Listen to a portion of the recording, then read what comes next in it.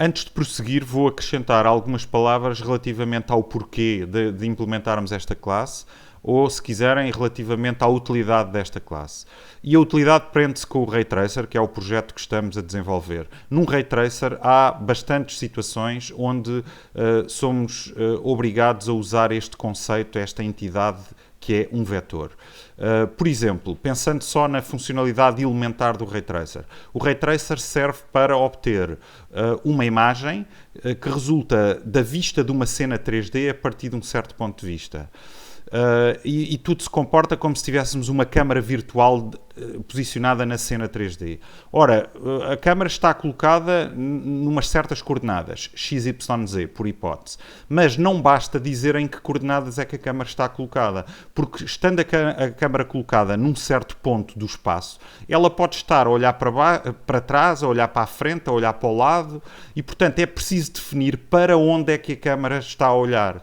Esse para onde é que a câmara está a olhar é conseguido à custa de um vetor. Indicamos através de um vetor. E esse vetor em computação gráfica costuma mesmo chamar-se olhar para, ou em inglês look for. É muito comum encontrar-se em computação gráfica um vetor que se chama look for. Portanto, a câmara estará posicionada num certo ponto do espaço, com coordenadas x, y, z, e estará a olhar para um determinado ponto, para outro ponto, e essa grandeza que indica para onde é que a câmara está a olhar é um vetor. Portanto, temos aí uma necessidade e uma utilidade de vetores.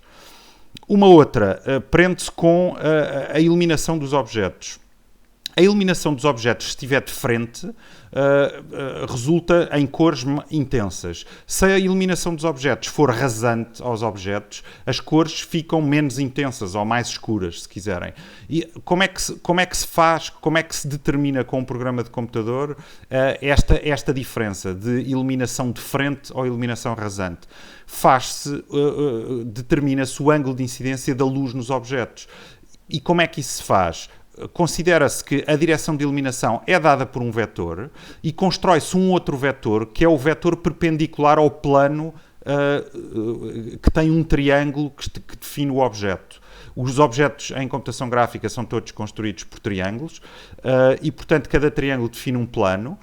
Define-se, então, um vetor perpendicular a esse plano que se chama normal e determina-se o ângulo entre a direção da luz e a normal ao plano que contrai o triângulo que constitui o objeto. E é com esse ângulo entre vetores que se obtém então este fator que faz com que as iluminações de frente conduzam a cores intensas e as iluminações mais rasantes conduzam a cores menos intensas. E, portanto, são estes, por exemplo, dois aspectos num Ray Tracer onde temos que usar o conceito de vetor e usamos os vetores para resolver este tipo de situações.